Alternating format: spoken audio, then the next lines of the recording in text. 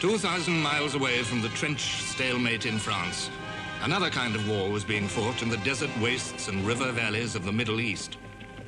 An old-fashioned war, a war of small armies and large spaces, where mobility and maneuver still counted, where success or failure depended not on millions of men, not on the massed products of industry, but on the personality and leadership of generals, where cavalry was not an out-of-date spectator of vast killing matches, but the vital instrument of fast-moving offensives, where rivers were the lifelines of the armies, as they had been in the eastern campaigns of Alexander the Great and Napoleon Bonaparte. This region was the bridge between Europe and the East, between the East and Africa.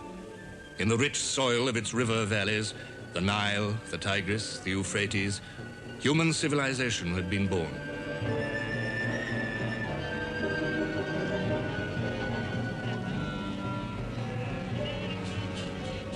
Down the centuries, tide after tide of conquest had flowed over the Middle East. The Babylonians, the Assyrians, the Egyptians, the Persians, the Greeks, the Romans, the Arabs, and the Turks. Under Turkish rule, life stagnated. Poverty and disease afflicted the people.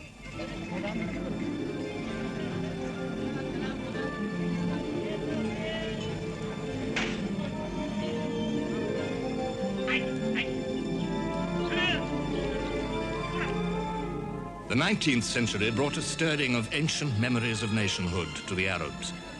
Men prophesied a free and united Arabia, rid of alien Turkish rule.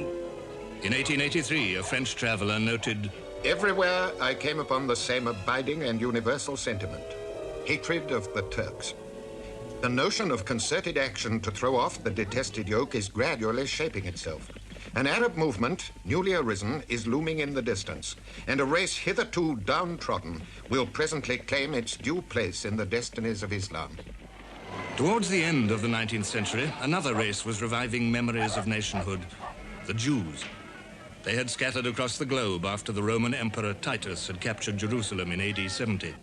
Now there was a movement to bring the Jewish race home again and build in Palestine a new Jewish state. The Jews began to return. The subject races of the Middle East were stirring against the bonds of the senile Turkish Empire, but the Turks still ruled over the crossroads of the world, collision point of the imperial ambitions of the European powers. The Middle East, Egypt and the Persian Gulf, was the key to the British hold on her Indian Empire. To keep the Middle East safe from France, Nelson had sunk Napoleon's fleet at the Battle of the Nile. To keep it safe from Russia, Britain had fought the Crimean War. Since its opening in 1869, the Suez Canal had become the direct route linking Britain to India and Australia and New Zealand. And since 1882, the British had been the paramount power in Egypt.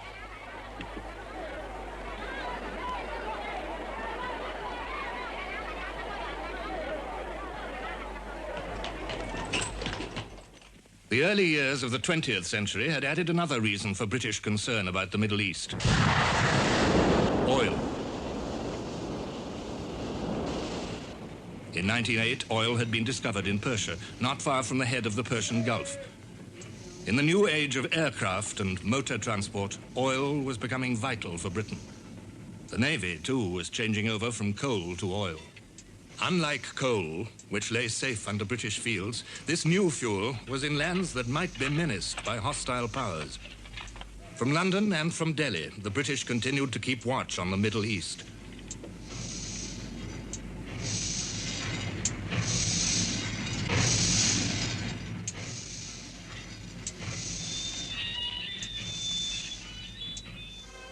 The eyes of the German Empire were also fixed on the head of the Persian Gulf. Through the Balkans, through Turkey itself, and across the sands of Mesopotamia, there lay Germany's road to the east, a road for her busy salesmen and industrialists. The Berlin to Baghdad Railway. By 1914, all but 400 miles had been completed. Germany's interest in the Middle East had been proclaimed by the Kaiser's state visit to Turkey and the Holy Land in 1898. His Majesty the Sultan and the 300 million Muslims who revere him as Caliph may rest assured that they will always have a friend in the German Emperor. When the Kaiser visited Turkey again, 19 years later, the war between the nations of Europe had engulfed Turks and Arabs and Jews and Egyptians alike. But he had redeemed his promise.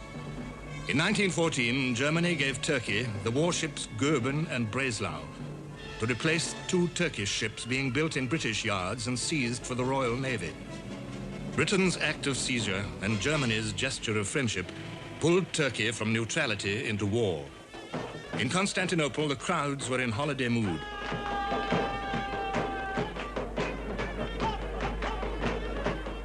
But the Kaiser saw them, and all their fellow Muslims everywhere, as a means of destroying Britain's Indian Empire, that empire which tormented him with envy. We must inflame the whole Mohammedan world to frantic rebellion against this detestable, treacherous, conscienceless nation of shopkeepers. For if we are to bleed to death, England shall at all events lose India.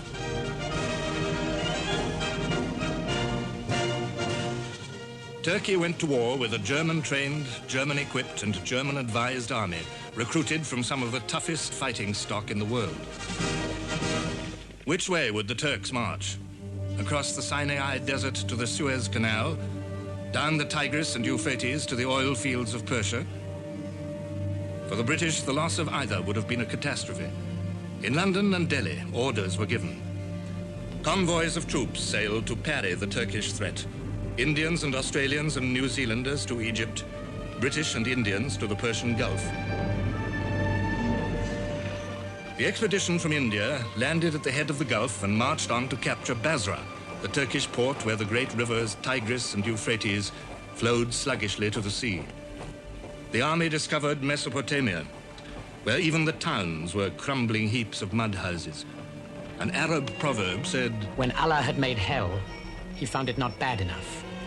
So he made Mesopotamia and added flies." Gradually, a primitive base was built up amid the palm groves of Basra. More troops arrived to share the flies and the dysentery. The oil fields were safe.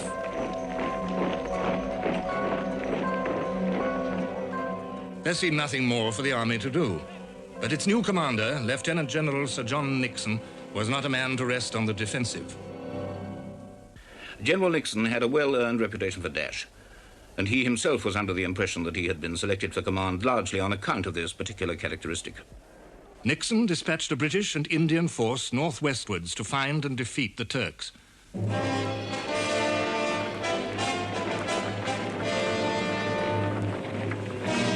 Through the spring floods of 1915, between and along the great rivers, the army labored slowly forward towards Baghdad.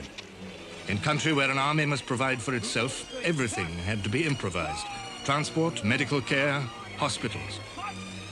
It was the rainy season and the rivers were in flood. For transport, the British used small native boats called bellums. Gunboats protected the advance, just as they had protected Kitchener's advance up the Nile in 1898. But unlike Kitchener, the British were not building a railway line behind them.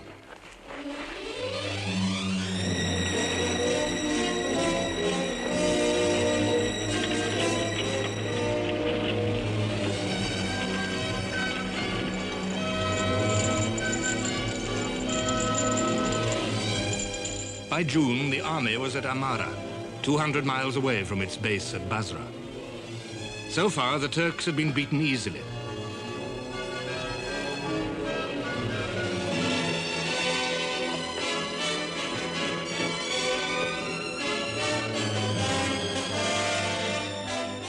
Should the British press on, Nixon asked the government at home for instructions. The government were dazzled by the easy successes, by the name of Baghdad. They told Nixon to march on, if he thought the risks acceptable. Ever optimistic, Nixon ordered the force commander, General Townsend, to advance. Townsend, too, was a man with Napoleonic aspirations. While his troops marched or rested or battled with the flies and mosquitoes, he decided to try a stroke of daring. I told Sir John Nixon that if I routed the Turks in battle, I might follow them into Baghdad. The political officer told me that if I went into Baghdad, it would have almost the same political importance as if I were to enter Constantinople. The news would go through all Asia. Constantinople, Baghdad, cities of legend.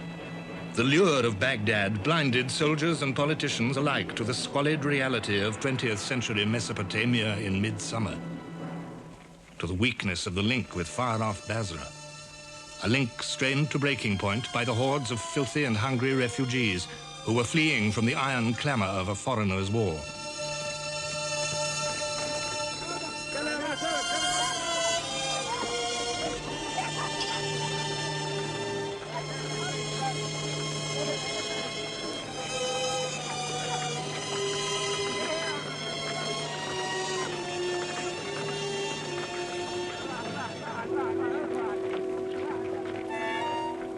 It was 1915, the summer of the battles of Artois and Neuve-Chapelle in France. The sun glared down on the troops round Amara.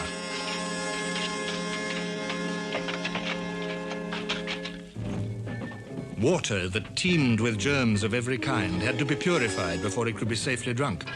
And in the heat, men and beasts craved for water. The day temperature reached 125 degrees Fahrenheit.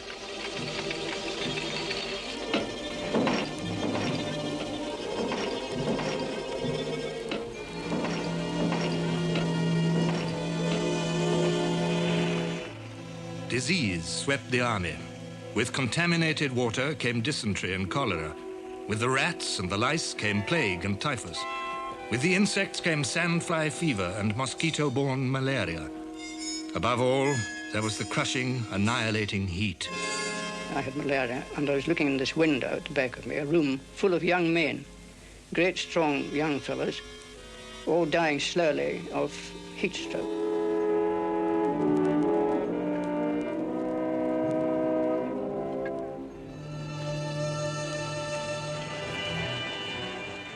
Further and further up the turgid rivers, further and further into the heat and emptiness, Townsend's men advanced. Now Townsend himself began to feel qualms. The army commander does not seem to realize the weakness and danger of his line of communications. We are now some 380 miles from the sea. With the capture of Kut el Amara, just another Arab mud town on the river, Townsend halted to rest and build up supplies.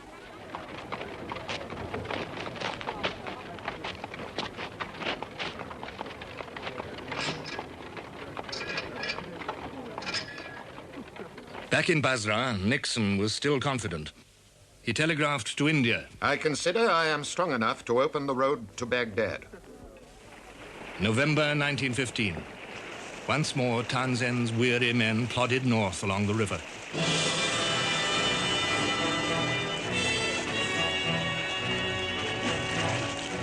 Behind them ambled a transport column that belonged not to the 20th century, but to the campaigns of Alexander or Xerxes. 620 camels, 240 donkeys, 1,000 mules, 660 carts, a collection of bullocks and cows, and a strange regatta of river craft. At last, Townsend came up with the main Turkish army, only 16 miles from Baghdad, but nearly 500 from Basra.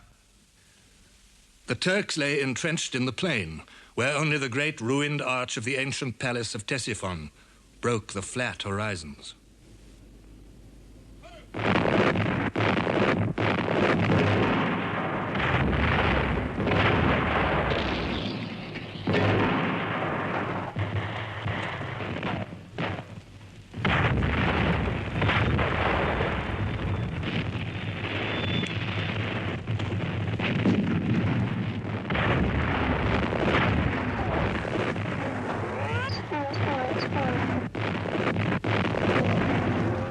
But when we come into the 300 yards mark, they opened a pretty heavy lot of shooting.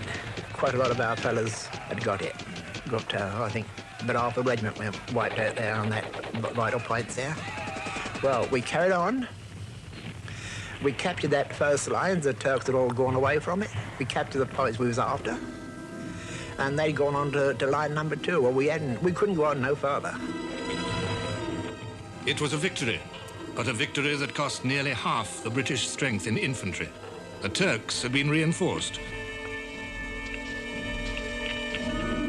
Townsend was 500 miles from his base, outnumbered, cumbered with sick and wounded.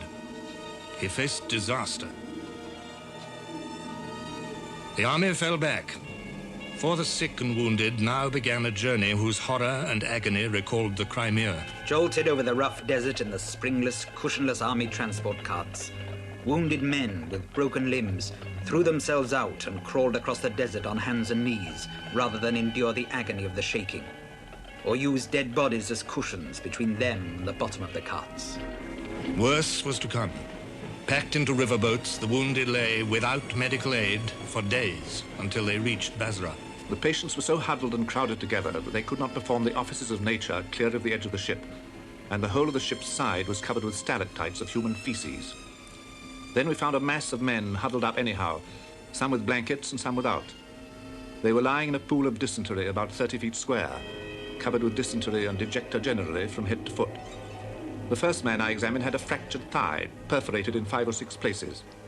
He'd apparently been writhing about on the deck. On the 3rd of December 1915, Townsend found shelter in the town of Kut.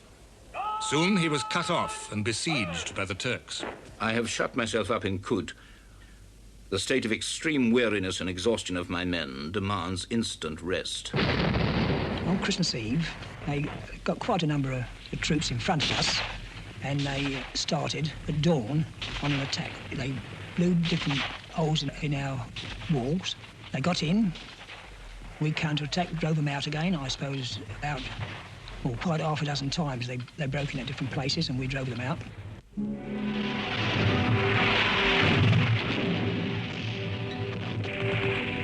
In January 1916, fresh troops from Basra fought desperate battles to try to break through and relieve Kut. Instead of the summer's heat, winter brought floods, torrential rains, bitter cold. Once more, supplies and medical care were improvised, inadequate. The months dragged on. The relief attacks failed with heavy losses. In Kut itself, hope grew dim. The rations came down finally to 3 ounces of bread and 12 ounces of horse meat. The horse meat is very difficult to eat because some of these mules we ate had already been fed on mules themselves, and the meat was very lean and hard to digest. After 5 months, on the 29th of April 1916, Kut surrendered, and General Townsend and 13,000 men, British and Indian, went into Turkish captivity. Capture did not end the prisoners' sufferings. Painful marches, thirst and hunger, brutal treatment lay ahead. 2/3 of them were to die in captivity.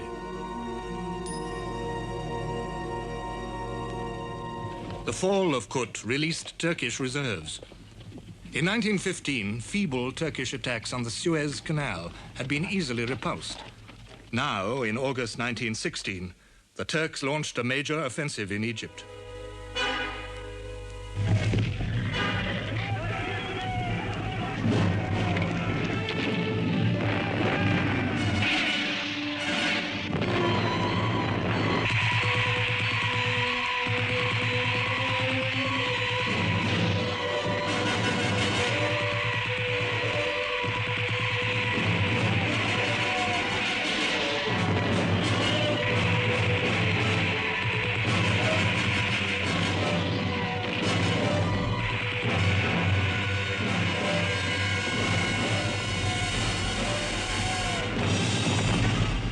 Half their force was destroyed, and the rest retreated into Palestine.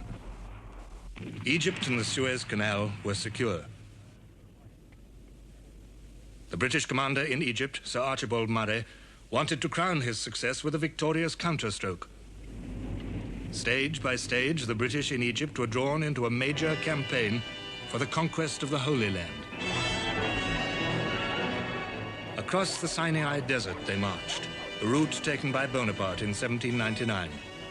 Like Bonaparte, the British government allowed themselves to be dazzled by the names of fabulous cities, holy places that had lured European soldiers since the Crusades, Jerusalem and Damascus.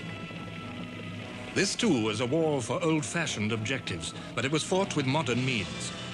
A wire netting track for vehicles was laid across the wastes of sand, and a pipeline to bring up the water, without which the men and beasts of the army could not live.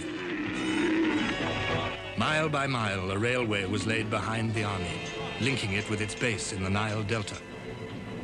By March 1917, Murray was through the desert and at the gates of Palestine. Murray's mounted regiments, British, Australian, New Zealand and Indian, were the key to his plan of attack on the Turkish defences. Our particular job was to follow through with the light horse and get the other side of Gaza and come round towards the sea, kind of so that the Turks were actually enclosed. They had the sea on one side of them and troops all round them.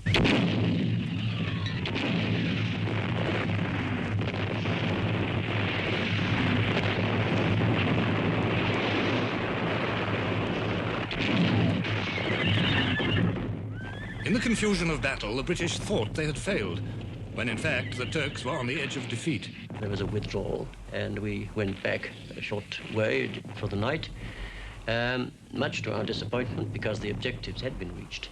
But the disappointment and dismay and bewilderment was all the greater the next morning when we'd found we'd got to do it all over again.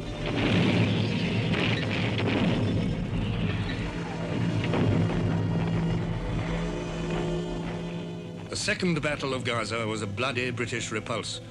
As Kut had ended Nixon's command, Gaza ended Murray's. The Turks still barred the road to Jerusalem and Damascus.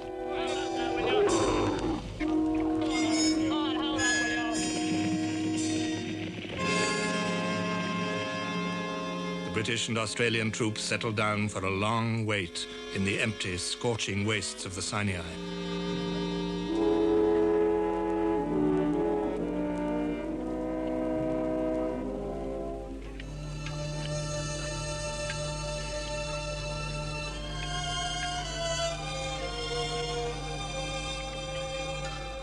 Our biggest problem was monotony.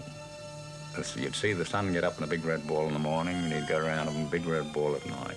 And that was your only sense of time, actually. And nothing but sand dunes as far as the eye could see. And you had the heat in the day, you're lying in the sand, the glare of the sun, the glare of the desert. Your rifle barrels would get that hot in the middle of the day that you couldn't hold them. You'd have to hold it by the wood. In Mesopotamia, there was now a new commander, Sir Stanley Maud. He was an organizer, not a gambler. The base at Basra was reorganized, re-equipped. So were the army's transport services and communications. There was abundant modern equipment of every kind. By the end of 1916, Maud commanded an army 4 times larger than the Turkish force in front of him. Maud was ready. When the British advanced this time, there was no gamble, no drama, no adventure. Maud's personality stamped the expedition with cool professionalism. Yet the objective remained the same, Baghdad.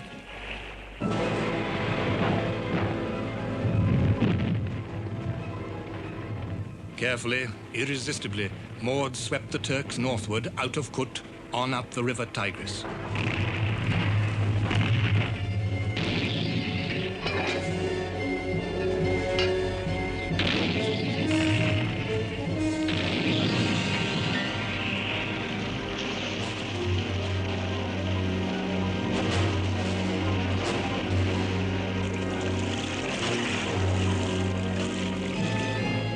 On the 11th of March, the British at last entered the city of the Caliphs.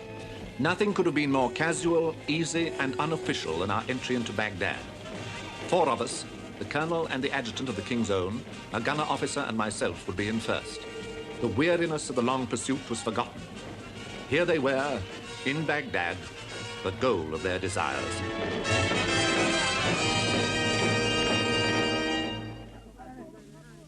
At the gates of Palestine, the British forces south of Gaza also had a new commander, General Allenby, sometimes known as the Bull. Allenby's leadership transformed the bored troops in the Sinai Desert into an army eager to attack.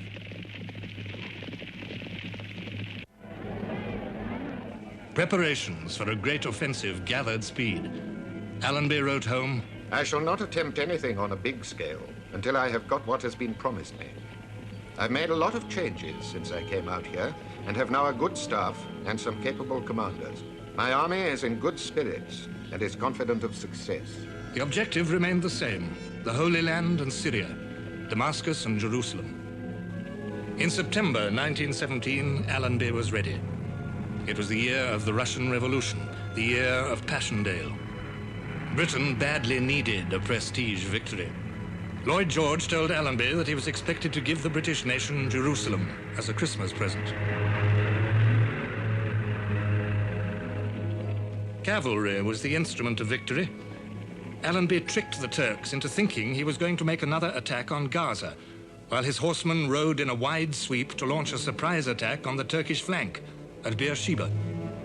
And a cavalry charge, which was made by the Australian Light Horse, was made with fixed bayonets on rifles in 3 lines of horsemen.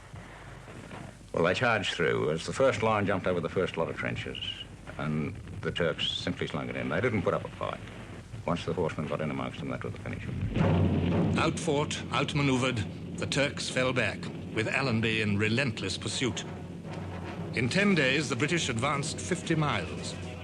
Arab fishing boats carried essential supplies to beaches close behind the advancing army. While the Arabs hauled their craft ashore, Allenby's pursuit swept on. The Turks were split in 2, one group amid the orange groves of the plain of Sharon, and the other in the stony hills of Judea. Allenby swung his main weight east towards Jerusalem, racing to beat the onset of the winter rains. And then we began to approach the Judean hills. Here we met deluges of rain, and as we went up those hills, it became colder and colder. We had certainly got our jackets, but we were wet through from morning till night. With it came troubles with the camels. The camel is no mountaineer, and the Judean hills consist not very high hills, but ridge after ridge after ridge. You know you've got a certain destination, which will take you some hours to get. Each time you hope that the next ridge is the last, but there's always one more ridge, one more ridge. On December the 11th, 1917, the Allies took Jerusalem. Allenby entered the conquered city humbly, on foot, in contrast to the Kaiser, who in 1898 had ridden on horseback through a gap specially made in the ancient walls. Jerusalem was the first famous city to fall to the Allies during 4 years of war. For the first time, an Allied army received the keys of such a city from the mayor. For the first time, the Allies posted proclamations of military government on the walls of a captured capital. A spiritual capital, the holiest city of 3 religions, Christian, Jewish, and Mohammedan. The British nation had received its Christmas present. After going through Jerusalem, we passed the Garden of Gethsemane and went to the top of the Mount of Olives, where we were in camp for quite a few days. From the Mount of Olives, one gets a wonderful view of Jerusalem, the town of Jerusalem. And we were all very impressed with that and couldn't help thinking of our Bible stories that we'd read in the past. The Turkish Empire, so long senile and decadent, was crumbling into collapse. Her Arab lands had already been the subject of hard, secret bargaining between France and Britain. But there were other parties to be considered now. Britain had encouraged Arab hatred of the Turk. She had sent Sharif Hussein of Mecca and his son, Faisal, money, weapons and explosives. She had sent the Arabs a leader, Colonel T.E. Lawrence. I was sent to these Arabs as a stranger, unable to think their thoughts or subscribe to their beliefs, but charged by duty to lead them forward and to develop to the highest any movement of theirs profitable to England in her war. British help, together with the hatred of the Turk, fostered the Arab revolt. The Arab irregulars moved swiftly and secretly through the desert east of Jordan on camelback, blowing up Turkish railway lines, attacking isolated Turkish posts, and even capturing the holy city of Mecca.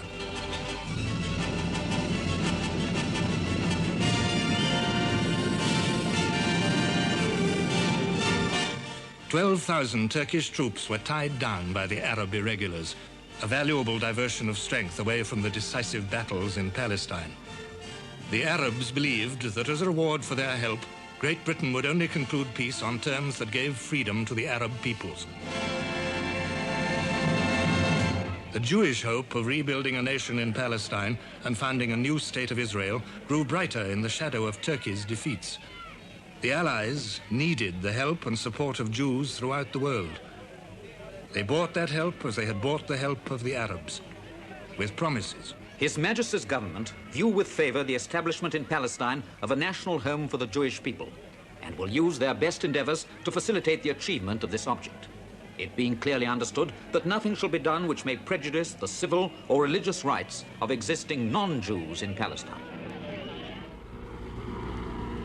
The war between the Europeans was bringing mighty changes to the Middle East. New hopes, new and massive human forces had been set rolling among peoples long sunk in apathy. Clashing ambitions, clashing promises carried the threat of new conflicts at a time when the conflicts of the old order were still being resolved. While Allenby prepared for the great offensive of 1918, a new German commander had arrived in Palestine, Liman von Sanders. Before the war, he had trained the Turkish armies. He had led the successful defense of Gallipoli. But now his Turkish troops were slinking away to their homes. Only his German contingent could be relied on. The Turkish Empire was near to death, but in the collapse of Imperial Russia, Turkish leaders saw an opportunity to carve out a new empire in the Caucasus and Persia. While the Turkish troops marched and fought in the Caucasus in pursuit of this fantasy, von Sanders faced Allenby outnumbered by 2 to 1.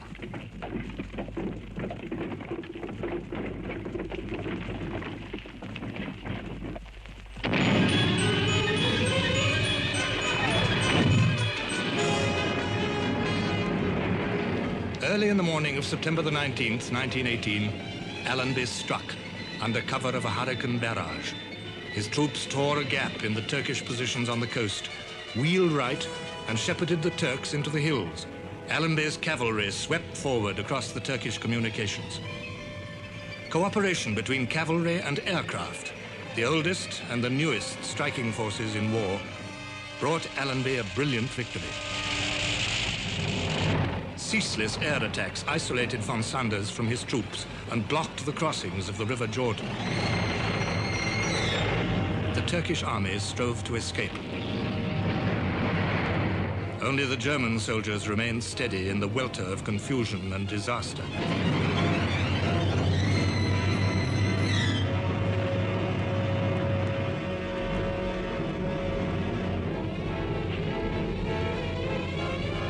The cavalry rode 70 miles in 24 hours to cut off the Turkish retreat to the north.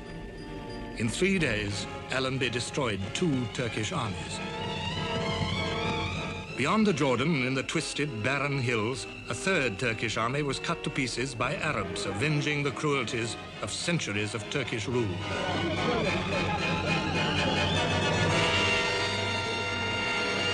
On October the 2nd, 1918, another of the legendary cities of the Middle East fell into British hands, Damascus. Allenby was the hero of the Arabs, but the moment of Arab liberation was poisoned by conflict between the different Allied promises. The problems of victory remained for others to solve.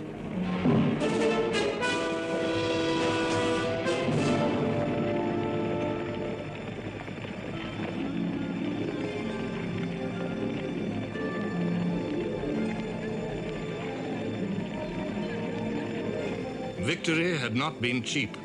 The campaigns in the Middle East had drawn in over 2 million soldiers of the British Empire. They had cost over 160,000 casualties. Painful marches and stern battles had barely affected the issue of the world struggle. But the Turkish Empire had been destroyed. To Allies and Arabs alike, for the moment, this was enough.